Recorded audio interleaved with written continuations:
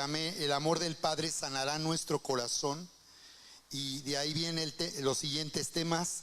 Elige sanar la fe para vivir en identidad sin límite. En mis transmisiones en vivo por Facebook los días miércoles por la noche a las 8 de la noche, yo sigo hablando de este tema o de cada tema, porque aquí no termino de poder compartir todo lo que desearía que reciban, y por eso les invito a seguirme como si tuviéramos una reunión de iglesia de mitad de semana, que esa es la idea, el propósito. No es estar solo en redes sociales, aunque he tenido, la verdad, me ha sorprendido que muchas personas están siguiendo la transmisión y se conectan, aunque no estén aquí en la iglesia con nosotros. El siguiente tema, sanando nuestra fe, cambiará nuestro destino. Sanando la fe de una vida de grandeza. Y el día de hoy el tema que tengo para compartirle, llamado sanando la fe de una cultura de grandeza. Dilo conmigo: sanando la fe de una cultura de grandeza. Una vez más, sanando la fe de una cultura de grandeza. Y me acordaba hablando de esta manera de sanar. Cuando estamos hablando de sanar la fe de una cultura de grandeza, estamos hablando de una cultura de paternidad. Porque como hemos escuchado, el amor de Dios como nuestro verdadero Padre tiene un poderoso efecto terapéutico para sanar nuestra identidad de hijos amados y herederos. Sanarnos de ofensas personales, heridas emocionales, de manera que nuestra fe se active. El propósito de esta sanidad es que nuestra fe sea activada y desarrollemos la habilidad y la capacidad sobrenatural de tomar, de recibir, de adueñarnos, de participar de todo lo que ya nos ha sido dado. Dilo conmigo: todo me ha sido dado. Todo me ha sido dado por medio de la salvación del Señor Jesús. Esta capacidad sobrenatural, esta fe que se activa, hará que nuestra vida sea transformada y manifestemos la grandeza, la gloria de la nueva vida que Dios nos ha dado a través de Cristo. Y de esta manera cumplamos nuestro llamado como iglesia de brillar en este mundo, brillar en medio de la oscuridad y ser también sal de la tierra. Y me acordaba yo por esto de esta historia de un pastor, de una persona que tenía problemas para reconocer que su pastor era alguien puesto por Dios para aconsejarle, para mentorearle, para discipularle. Tenía muchos problemas con él, no oía la palabra y pues no, se quedaba dormido. Luego preguntaba por lo que ya se había enseñado, y entonces vino, pastor, un día y le dijo: ¿qué puedo hacer para, qué puedo hacer para que yo progrese en la vida espiritual? Y el pastor le dijo: bueno, pues lo que tienes que hacer es que cuando llueva, voltea al cielo y espera que Dios te dé una revelación. Y entonces él fue y lo hizo. Estaba lloviendo en esa época, y entonces vino y le dice: pastor, ¿qué cree? Hice lo que usted me dijo, y llovía mucho, levanté mi cara al cielo para esperar una revelación, pero me sentí un tonto. Y dice el pastor: ya ves, Dios te reveló algo. A través de lo que está escrito en la Biblia, Dios se da a conocer y se ha revelado a la humanidad como con el amor de un verdadero Padre, con el propósito de ser unidos a Él. La razón que Dios se revele es para ser unidos a Él íntimamente, eternamente, de una manera personal. Por eso es que por medio de Jesús, Dios nos dio a su Hijo para que a través de Él, dice, porque de tal manera amó Dios al mundo que dio a su único Hijo, para que todo aquel que crea en Él no se pierda, mas tenga, ¿qué? ¿Recuerdan? Mas tenga vida eterna. Entonces ahí nos dice que el plan de Dios como un padre era que a través de la salvación de su Hijo Jesús, nosotros llegáramos a participar de la vida misma de Dios, de la naturaleza misma de Dios. Esa es la diferencia con la religión. La palabra religar es volverse a unir. El problema con la religión es que toda religión enseña a los hombres que de acuerdo a su comportamiento ellos podrán volverse a ligar a Dios. Si se portan bien, si no hacen mal, enseña la religión, entonces podrán acercarse a Dios. Por esa razón es que la religión hace que las personas todo el tiempo se sientan indignas, culpables y vivan separadas del amor de Dios como un padre. A diferencia de la religión, vemos que en la Biblia Dios nos habla que el propósito es que tengamos su vida, no una religión, sino su vida, que participemos de la vida misma de Dios.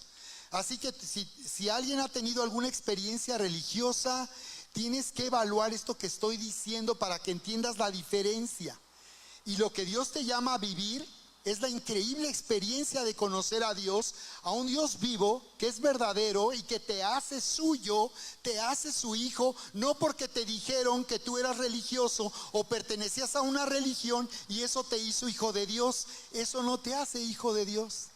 Ni tampoco que te hayan bautizado en la religión, porque el acto del bautismo en la Biblia es un acto deliberado, es una decisión de seguir a Jesús. Entonces las personas que no se han bautizado en el nombre de Jesús necesitan hacerlo. Por eso la palabra dice en Marcos 16, en la parte final, dice: el que se bautizare será salvo, mas el que no se bautice será condenado. Qué sorprendente, qué duro pareciera. Pero lo que nos está diciendo es que aquellos que nos hemos bautizado hemos dado evidencia de en quién hemos creído. Entonces sí conmigo, si yo he creído, necesito bautizarme.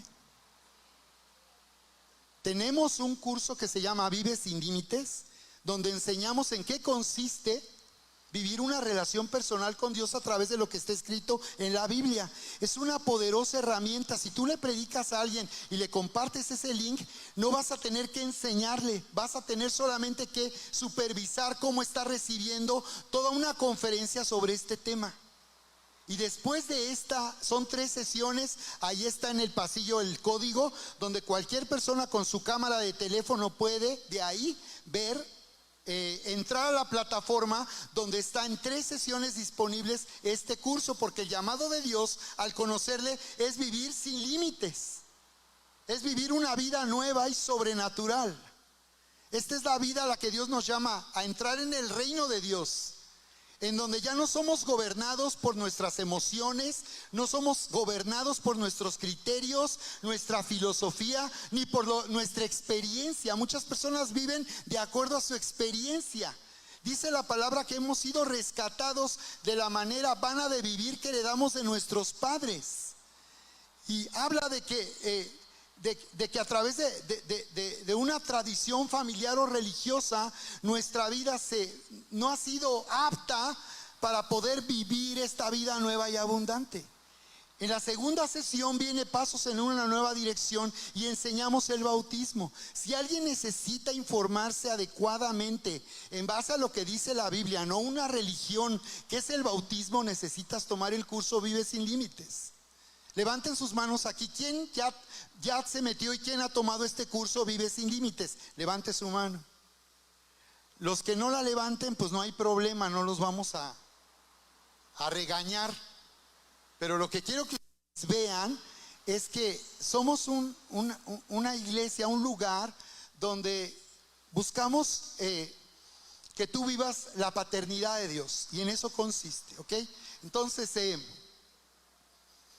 estaba yo entonces comentando acerca de esto, de cómo el Señor nos hace participar de su vida misma, y en el acto del bautismo nuestra decisión es morir a quien éramos.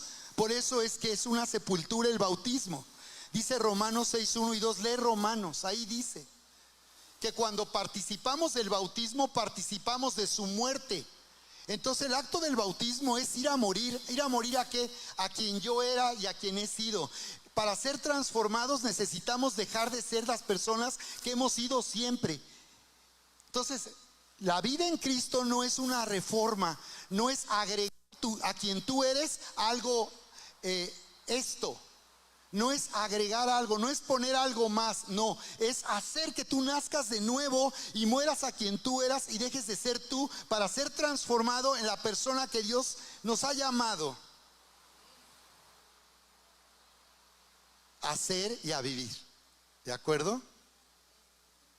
Bien, la palabra nos dice entonces ahí, acompáñame en Primera de Pedro 2:9.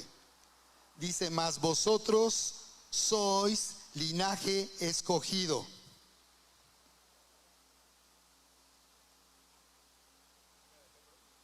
Primera de Pedro 2:9 dice, mas vosotros, está hablándole a la iglesia, nos está hablando a nosotros, iglesia eleva, mas vosotros sois linaje escogido. ¿Qué somos nosotros para Dios? Di conmigo, linaje escogido. Somos, dice, linaje escogido, real sacerdocio, nación santa, pueblo adquirido por Dios para que anunciéis las virtudes de aquel que les llamó de las tinieblas a su luz admirable. Levanta tus manos conmigo y vamos a orar para recibir esta palabra. Así es, bendito Padre, te damos muchas gracias aquí en casa por tu presencia en nuestras vidas, por abrazarnos como nuestro verdadero Padre. Te damos gracias por hablar a nuestro corazón en este día. Te damos muchas gracias, Señor, por tu poderosa palabra que tiene la habilidad de renovar nuestra mente, sanar nuestro corazón y hacernos entender, Señor, y vivir en esta cultura de grandeza. Tú nos has llamado a vivir en una cultura de grandeza, que es una cultura de paternidad. Muchas gracias. Di conmigo levantando tu mano, en el nombre de Jesús, recibo tu poderosa palabra, creyendo que yo soy quien tu palabra dice que soy, que tengo lo que tu palabra dice que tengo y que puedo hacer lo que tu palabra dice que puedo hacer. Está hecho en el nombre de Jesús. Por favor, dale nuevamente un aplauso en adoración y alabanza al Señor. Amén. Gracias, iglesia, por unirte conmigo.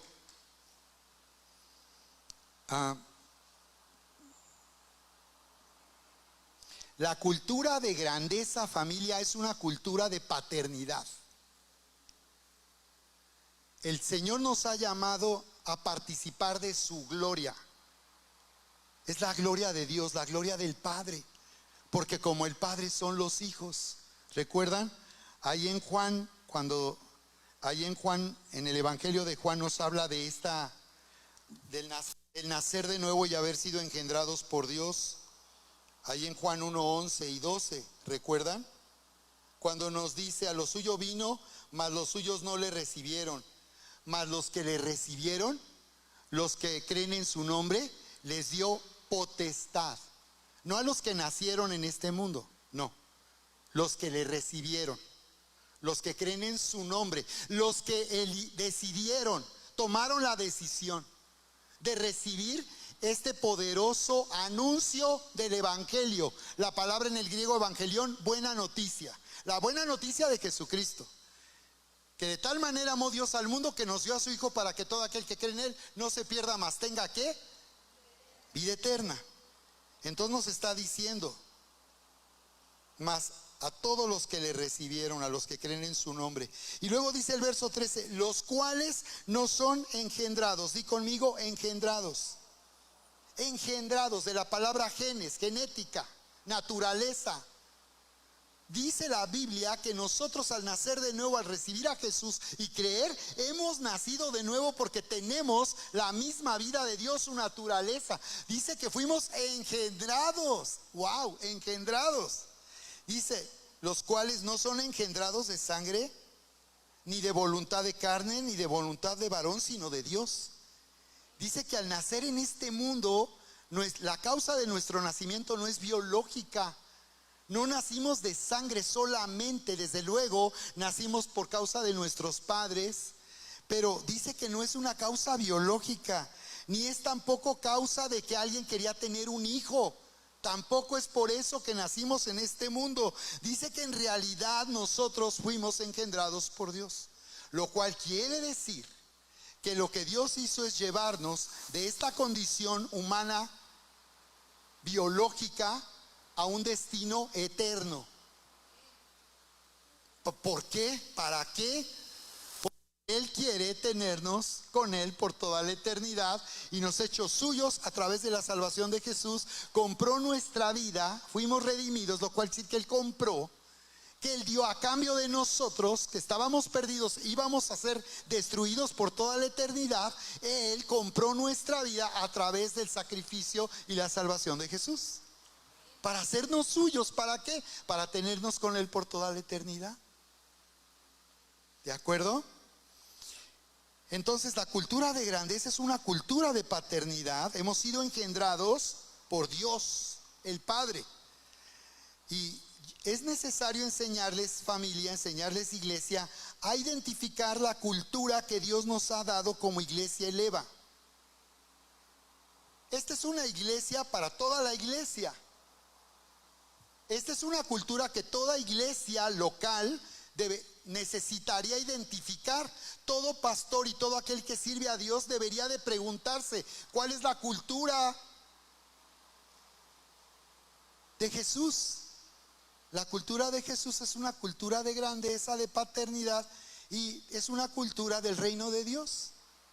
Porque en esta cultura ya no somos gobernados por lo que éramos, ni por nuestra condición anterior de pecadores. El reino ha hecho que nosotros ahora seamos gobernados por el amor de Dios y la verdad de Dios. Entonces el llamado a esta cultura es para tener confianza en que todo lo que Dios ordena y todo lo que Dios nos manda a hacer y la manera en que Él nos manda a vivir es porque Él nos ama. Entonces en la Biblia la religión encontrará reglas y normas, pero en realidad en el reino de Dios vamos a encontrar sobre todo el régimen, la manera en que Dios nos llama a vivir, porque Él nos ama. Y por esa razón es que yo les invito a hacer un estudio del libro de los Efesios para que tú puedas identificar esta cultura de grandeza, porque ahí encontramos 3 principios de verdad que nos harán entender este libro de los Efesios. Y es: número 1, sentarse. Di conmigo: sentarse. Número 2, andar. Y número 3, estar firme. Ya en nuestro discipulado hemos venido enseñando sobre este estudio en el libro de los Efesios. El estudio no ha terminado y vamos a continuar reanudando ese estudio. Yo te invito, si tú no estás leyendo la Biblia, te recomiendo que estés leyendo el libro de los Efesios y que aproveches los tutoriales que compartimos para que hagas un estudio completo que te va a transformar. Porque vamos a ver entonces que cuando Dios habla de estar sentados, nos está diciendo que nuestro llamado no es a ser religiosos. El llamado de la religión es: tienes que hacer algo para que Dios te ame. El llamado de la religión es: tienes que hacer algo para que Dios te ame. El llamado de Dios es: yo ya te amo. Y a través de Jesús te amé, te he amado y te he dado una nueva vida. Eso es estar sentado. Dice Efesios 1:3: bendito sea el Dios y Padre. Dice: toda nuestra alabanza, en otra versión, sea para el Dios y Padre. Di conmigo: Padre.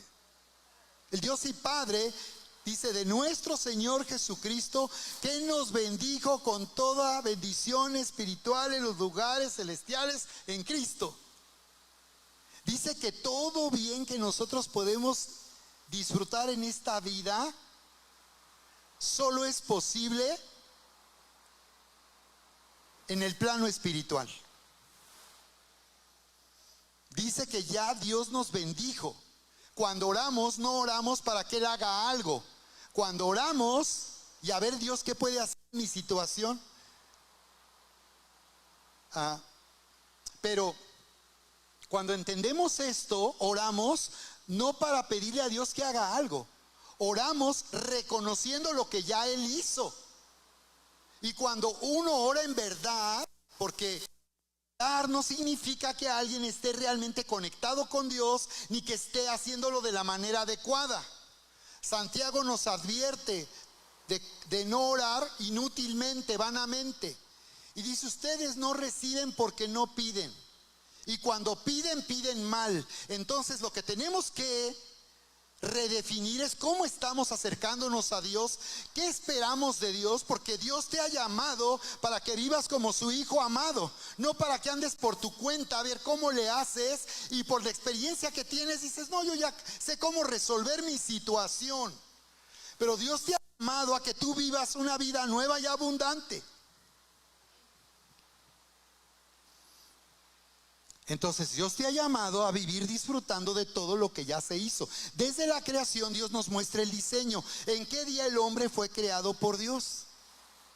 ¿Recuerdan? ¿En qué día de la creación? Y fueron días como estos: 1, 2, 3, 4, 5, 6, 7. ¿En qué día Dios hizo al hombre?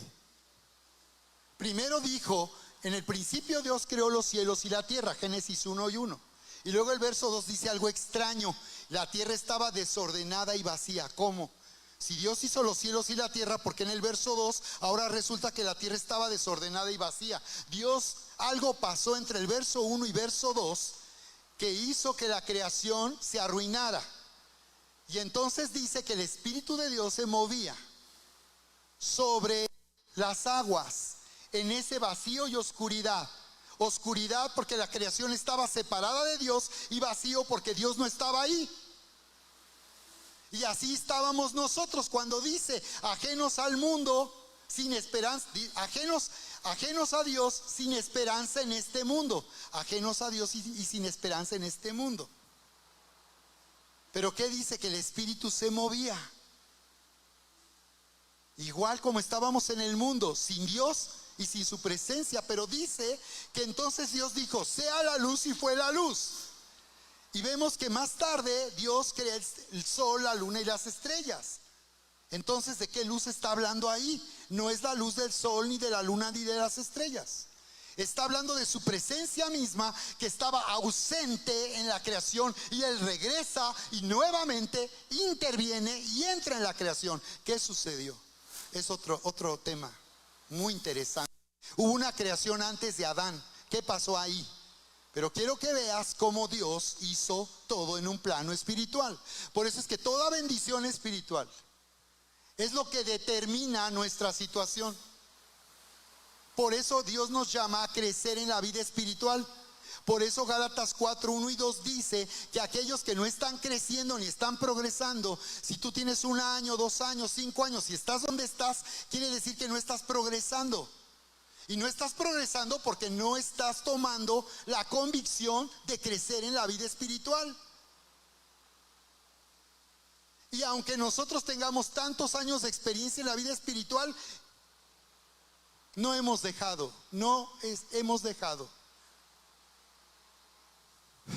de crecer.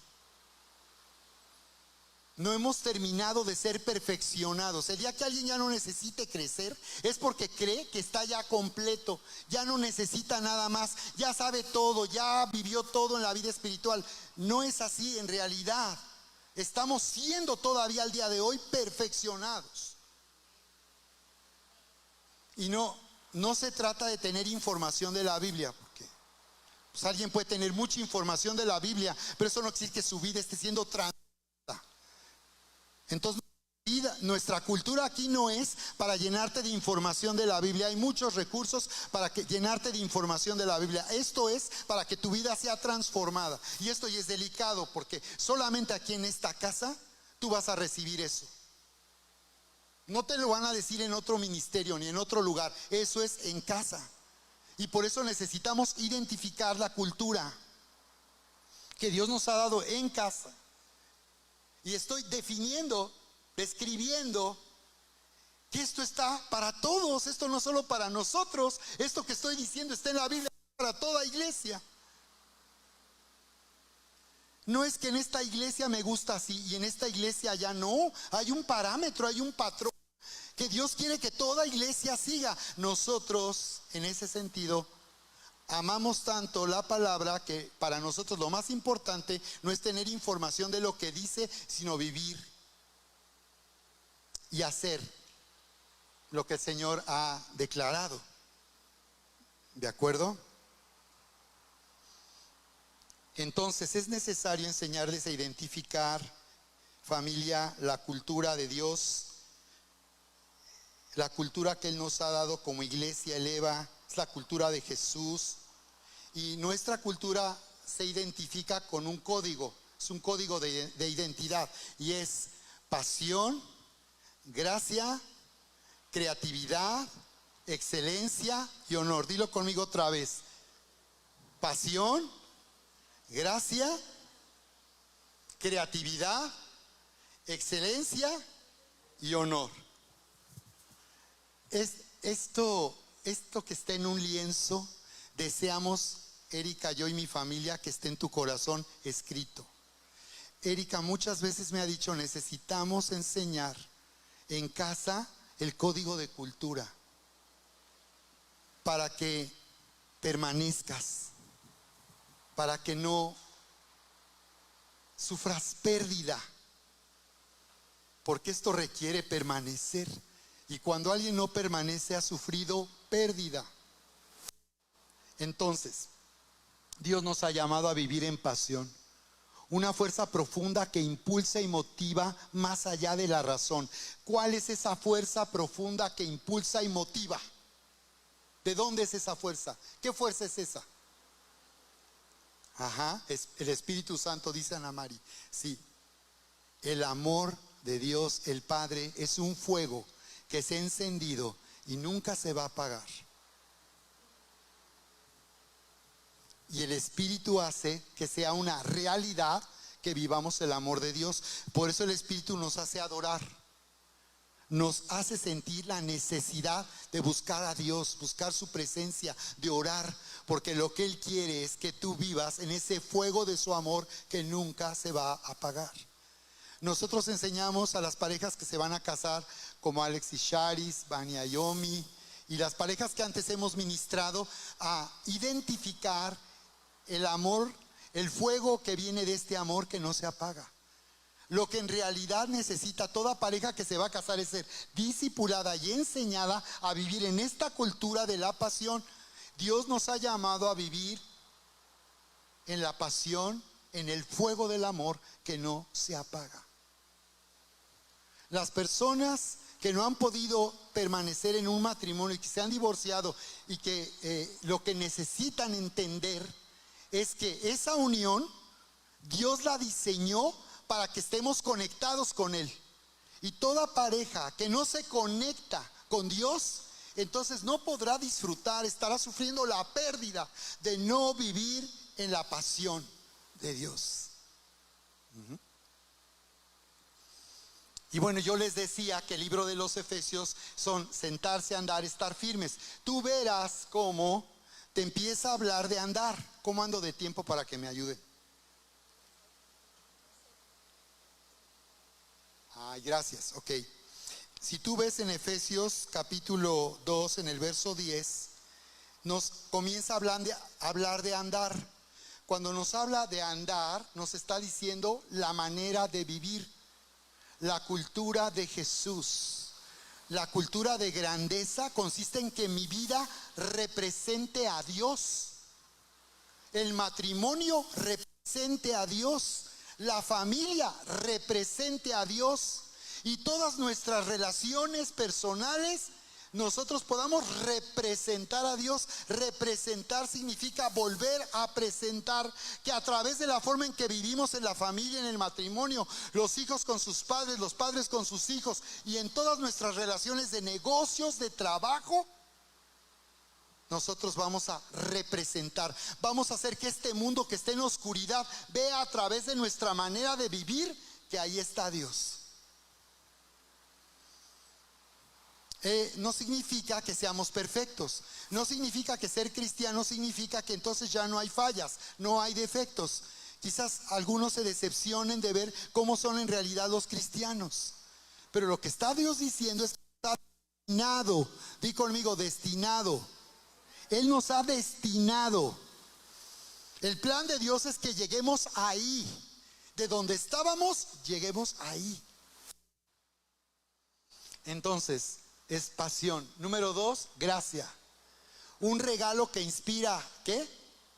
La palabra griega charis.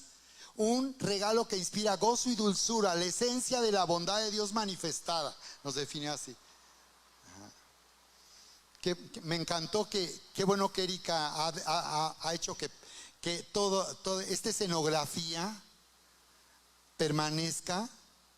Y lo que yo quiero es que cada vez que tú llegues a esta casa, llegues aquí a la iglesia, recuerdes que esta es la cultura y el llamado de Dios a vivir en su grandeza. Esta es cultura de reino. Muchos hablan de eso, pero la verdad no creo que lo entiendan. Pero cuando hablamos de cultura de reino, hablamos de que esto es lo que gobierna. Si alguien habla de cultura de reino, tiene que definir a qué se refiere, porque si no, no lo está entendiendo. Yo les estoy enseñando en qué consiste, en verdad, entender una cultura de reino. Así, en esto consiste. Y se resume este código en amor más verdad. Di conmigo, amor más verdad. Ser gobernados por el amor de Dios. Y ser gobernados por la verdad, la palabra en el griego habla de una realidad. Habla algo que es una realidad. No son conceptos, no son doctrinas, es una realidad. Entonces este código nos describe esta cultura de Jesús. Y nos lleva a vivir en el amor de Dios y en la realidad que Él nos ha dado todas las cosas. Y nosotros al vivir en lo que Él ya nos ha dado, estaremos manifestando su gloria y su poder. Entonces, Él te ha llamado, y en esta casa nuestra cultura es un llamado a vivir en la gracia, que consiste en que vivimos tomando, disfrutando, adueñándonos, apropiándonos, participando de todo lo que ya nos ha sido dado. Partimos de que ya todo nos ha sido dado. De ahí partimos para orar, para servir, para dar a conocer a Jesús a los que no le conocen. De aquí partimos, de la gracia. Entonces, no te vamos a discipular para que tú hagas algo, para que Dios te oiga, para que Dios te responda, para que Dios se manifieste en tu vida. No te vamos a discipular para que tú hagas algo en base a obras, sino te vamos a discipular para que tú vivas partiendo de que ya todo te ha sido dado. Y por cuanto todo ha sido dado, yo por eso le adoro, le sirvo y soy fiel dándole a Dios. Porque ya todo me ha sido dado. No le damos a Dios para que Él nos dé. No le damos los diezmos y las ofrendas para que Él nos dé. Le damos porque Él nos dio. Y es un principio de honra para Dios cuando hacemos esto. ¿De acuerdo? Gracia. Luego viene creatividad. De la palabra griega poresis, ¿verdad? Y se describe como crear algo nuevo y valioso, convirtiendo una visión en realidad. Inspiración divina que da forma a lo invisible. La creatividad hace visible lo invisible. La creatividad, lo que el Espíritu hace para que las cosas sucedan. Por eso es que nuestra reunión, nuestro formato de reunión es vivir el amor del Padre, la gracia del Señor Jesucristo y la comunión con el Espíritu Santo. Quizás alguien se haya preguntado ¿por qué en la iglesia nos reunimos de esta manera? ¿Por qué siempre se canta, luego hay una palabra? Bueno, en realidad eso se ha vuelto una costumbre. En nuestro caso no es una costumbre. Nosotros estamos reuniéndonos en base a este principio de Corintios capítulo 13, 14, donde dice: amor del Padre, la gracia del Señor Jesucristo y la comunión del Espíritu esté con ustedes. Lo que aquí queremos que tú vivas es el amor del Padre, la gracia de Jesucristo y la comunión del Espíritu Santo.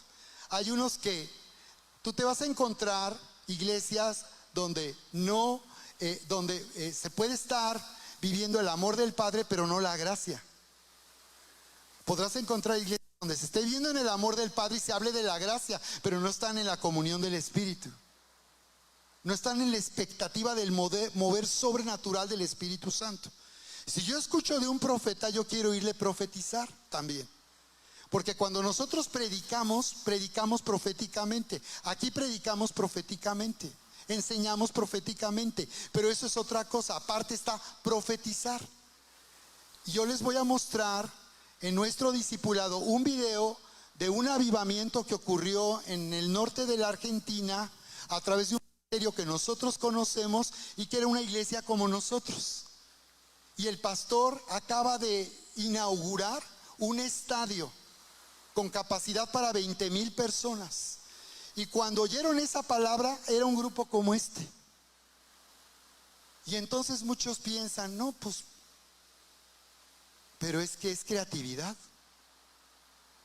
Entonces yo ahora sentí una indicación y les pido que oren por mí. Díganle, concédele al pastor Sergio lo que él quiere, que él sea un padre de avivamiento para esta ciudad. No que hable de avivamiento, no que le emocione el avivamiento. Yo desde que llegué a la vida cristiana tuve la oportunidad de conocer a grandes ministerios que estaban metidos en el avivamiento. Pero ahora el Señor me sorprendió y me hizo sentir, por eso les hice orar así. Es que todo lo que Dios hace comienza con un padre. Cuando la creación estaba arruinada, llamó a Noé para ser el padre de una nueva creación posadámica. Si ustedes ven Génesis 6, se van a encontrar con que todo eso volvió a arruinarse. Es que dice el refrán, el chango viejo no aprende maromas nuevas. Y entonces Noé, siendo un hombre recto, justo, un hombre impecable, que destacó en su generación, Dios lo llamó. Pero dice que él le creyó a Dios y le fue contado por justicia. Pero después de Noé, en Génesis 6, dice que la tierra estaba llena de maldad y de violencia. Que por cierto, la palabra pecado, rasha, en el hebreo, cuando nos habla de pecado, habla de violencia. O sea que violencia es todo aquello, no solo la forma en que las cosas se dicen o se hablan, no solo que una persona venga y golpee a alguien o le lastime, sino para Dios un acto de violencia no es eso, sino es todo aquello que rompe el diseño de Dios. Cuando se pierde la armonía. Entonces Dios trajo el diluvio. Y hay evidencias arqueológicas acerca de que si hubo un diluvio y hubo un arca donde se salvaron solo 8 personas. Número 8 en la Biblia representa nuevos comienzos. Eran justamente las hijas de Noé y sus esposos los únicos que entraron en el arca. El arca fue construida para toda la gente, pero solo ellos entraron en el arca porque la gente no entró ahí, no le creyó a Dios, que vendría un tiempo de juicio sobre la humanidad de aquel tiempo. ¿Qué hizo Dios después de eso? Dio comienzo con un hombre llamado Abraham, y entonces todo lo que Dios comienza llama a un hombre y lo hace un padre. El padre de un comienzo de algo nuevo que Dios quiere hacer. ¿De acuerdo? Eso es creatividad. El Espíritu Santo se mueve y Él hace realidad, Él hace visible lo invisible.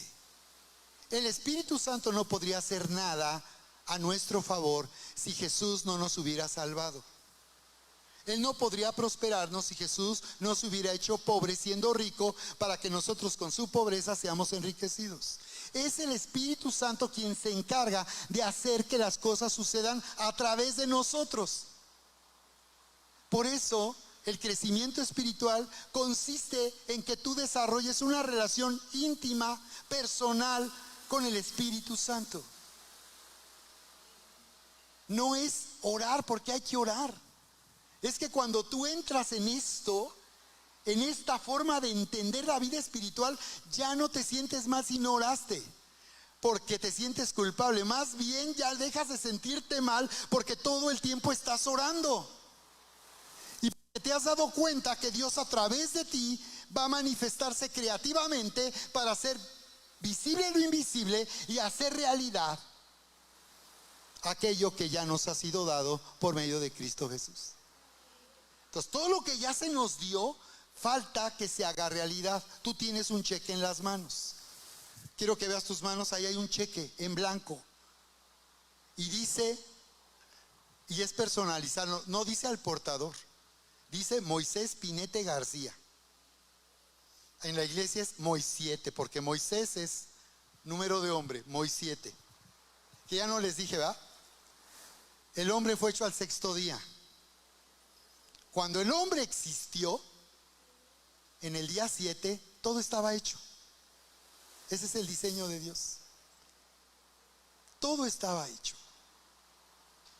El hombre llegó a un lugar maravilloso para vivir. Todo estaba hecho y todo estaba diseñado, todo, de una forma magnética. Todo estaba diseñado para que todo funcionara bajo el dominio y el gobierno de Adán y Eva. ¿Recuerdan Génesis 1, 26, 27? Les dice el Señor: hagamos al hombre a nuestra imagen conforme a nuestra semejanza. Las palabras hebreas, la palabra imagen, teselem, significa ilusión, fantasma. Quiere decir que lo que Dios hizo con el hombre fue que cuando la creación viera al hombre, estaría viendo a Dios. Haría esto y trataría de ver bien. Dice, ¿es Dios o qué? Es Dios, ¿no? Entonces le dice al chango, ¿es Dios, no? Y el chango dice, changos, creo que es el hombre. A la imagen y semejanza. ¿Para qué? Para señorear, dice, y sojuzgar. Entonces en nosotros hay una tendencia a gobernar. Por eso somos ingobernables. Porque en nosotros hay una tendencia a gobernar. Es decir, aunque esta naturaleza está arruinada, no dejó de operar, está arruinada y funciona de una manera destructiva.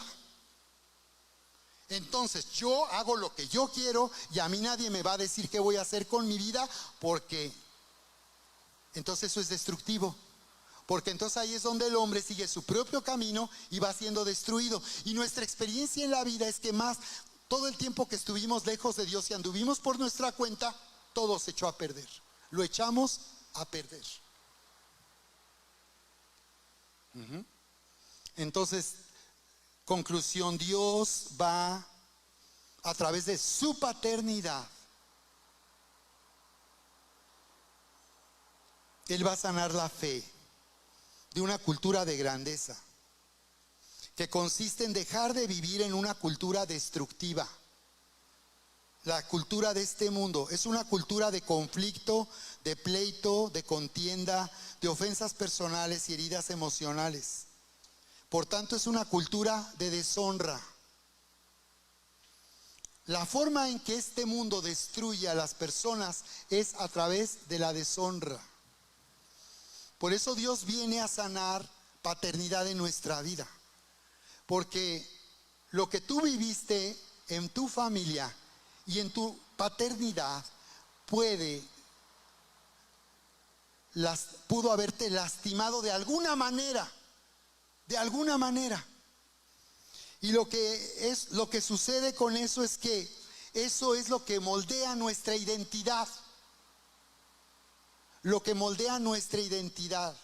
Si nuestra casa nos hicieron sentir pobreza, si en la casa se sentían menos, si nuestro padre, como dice aquella historia, en el día del padre un hijo le dice a su papá: papá, muchas gracias, felicidades porque tú siempre me hiciste reír. Dice, ya es tiempo de que ahora me enseñes a ser rico.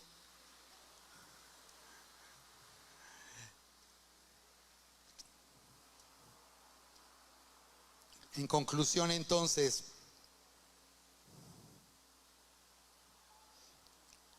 la paternidad de Dios viene para sacarnos de la ruptura y la separación de esta cultura. ¿Cuál es el problema por el cual Dios nos rescata de esa cultura de separación y de ruptura? Y lo peor es en la iglesia, el lugar donde esto está ampliamente superado. Todavía en la familia, pues como la familia no La gran mayoría de las familias no empezaron su vida en Cristo. El mayor problema de esto es que